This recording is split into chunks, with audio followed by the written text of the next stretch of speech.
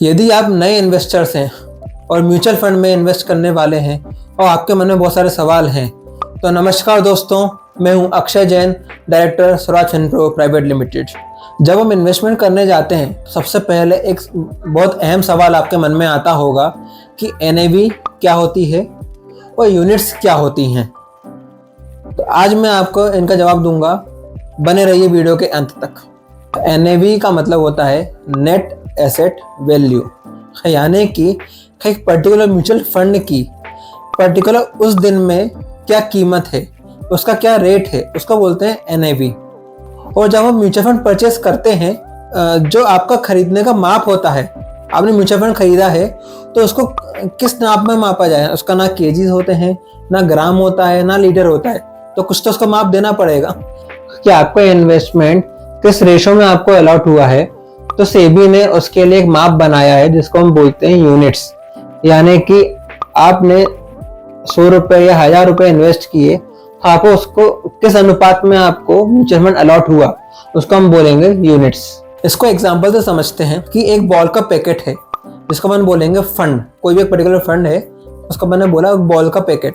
उस बॉल के पैकेट में 10 बॉल हैं और उस पैकेट की कीमत है 100 रुपए। तो एक बॉल की कीमत हो गई 10 रुपए, तो एक बॉल है यहाँ पे यूनिट। उस फंड की NAV हो गई 10 रुपए।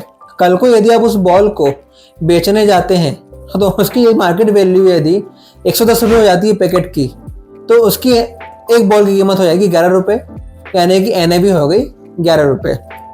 इस तरह से आपकी यूनिट्स की हिसाब से NAV और NAV के हिसाब से यूनिट्स आपके फंड में अलॉट होती हैं आपको। और म्यूचुअल फंड में आपके इन्वेस्टमेंट्स को यूनिट्स में कन्वर्ट करने का एक मुख्य कारण होता है कि जब आप इन्वेस्ट करते हैं तो आप बहुत सारे शेयर्स में और बहुत सारे बॉन्ड्स डिबेंचर्स में इन्वेस्ट करते हैं। आप उसमें पर्टिकुलर कुछ परसेंटेज या कुछ पॉइंट्स में भी शेयर खरीद सकते हैं, इसलिए पूरा पोर्टफोलियो बड़ा हो जाता है और मल्टीपल इन्वेस्टर्स में डिवाइड हो जाता है। इसलिए एक इन्वेस्टर को यूनिट्स के तौर पे अलॉटमेंट होते हैं। और ये सारा डिस्ट्रीब्यूशन एंड मैनेजमेंट ये आपके लिए म्यूचुअल फंड कंपनी में बैठा हुआ एक एक्सपर्ट, जिसको हम बोलते हैं फंड मैनेजर, वो करता है। तो इसमें आपको या मुझे पर्टिकुलर कोई पेन लेने की या टेंशन लेने की ज़रूरत नहीं है।